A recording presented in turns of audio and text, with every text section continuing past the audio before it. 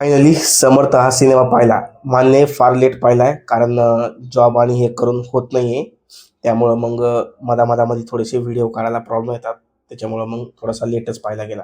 ज्यावेळेस याचं टीजर आणि ट्रेलर आलं तर त्यावेळेस मी या सिनेमासाठी एवढा उत्सुक होतो बघायला, की हळू नवीन काही ना काहीतरी मराठीमध्ये बदल घडताय किंवा स्टोरी लाईन नवीन-नवीन विषय म्हणजे हा विषय आपल्याला असा हे नाहीये, अपरिचित नाहीये.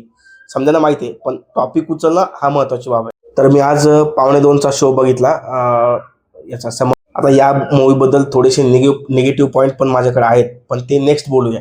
पहिले आपण फर्स्ट हाफ विषयी बोलूया. तर फर्स्ट हाफमध्ये असं दाखवलं गेलेलं आहे मेन बेसिक स्टोरी, की एका कॉर्पोरेट जॉबवाल्याला साधं आणि सरळ जीवन जगायचं असतं. ते पण गावामध्ये जाऊन आणि समर्थ रामदासांची ती म्हणजे जी भक्ती आहे, भक्तिभावानं त्याला सरळ-सरळ मार्गाने जगायचं होतं, राहिलेलं आयुष्य.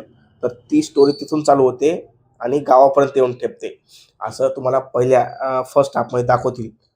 पण मेन बाब ही आहे, की त्यांच्या मुलाला ही गोष्ट आवडत नाही. जो त्यांनी हा मार्ग अवलंबला आहे, तो तो त्यांना त्याच्या मुलाला मान्य नाहीये. तर हे कसं दाखवलंय, कशाप्रकारे ते हे दर्शवलं गेलेलं आहे, हे तुम्हाला ह्या सिनेमामध्ये दाखवतील. हे तुम्हाला बघायला भेटेल.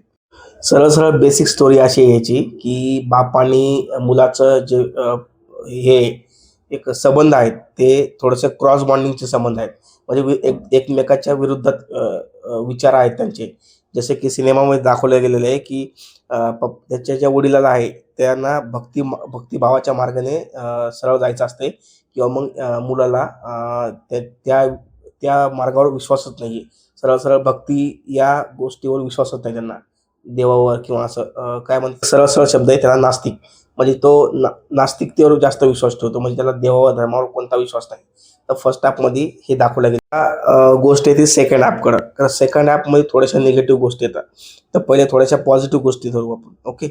तर सेकंड हाफमध्ये स्टोरी समोर जातीये, पण सेकंड हाफमध्ये एवढी स्टोरी अशी पटरीच्या खाली घसरून जाते, की म्हणजे त्यामध्ये मेन सांगायचं असं आहे, की मेकर्सने टॉप नॉच निवडला एकदम खतरनाक.